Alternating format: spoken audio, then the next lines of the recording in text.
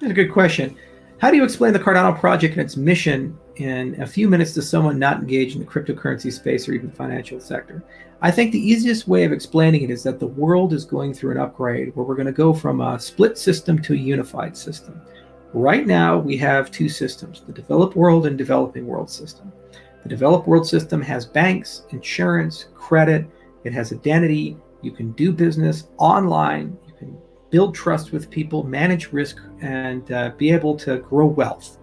So any person born in a developed world country, if they work very hard, has a good chance of getting to a point where they can retire and have a good life. That means a life where they have food, water, shelter. They're able to pursue things that make them happy and have enough left over that when they become weak and vulnerable, their savings can cover them to pay for those infirmities. When you look at the developing world, for no fault of their own, they live in systems where wealth creation is very difficult.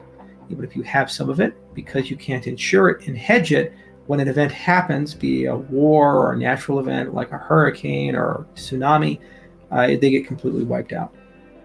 So the world is upgrading so that we'll have a unified system where all 7 billion people, 8 billion people live under one financial operating system.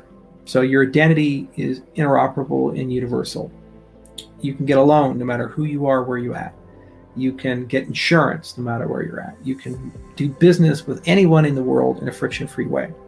The point of Cardano is to acknowledge that this must be done with principles. So what are we trying to accomplish? We're trying to push power to the edges and put you in charge of your own money, put you in charge of your own identity, put you in charge of your own voice, and give you governance and these types of things. So that when we get to that universal system, we get to an open, decentralized, principled system that can't be co-opted, highly resilient to people who try to come and tamper with it. And then suddenly the richest people in the world, the Jeff Bezoses of the world, will use the same system as the poorest people in the world. And both of them will have a better system than the system that came before it in both of those old systems. That's what we're trying to accomplish with it.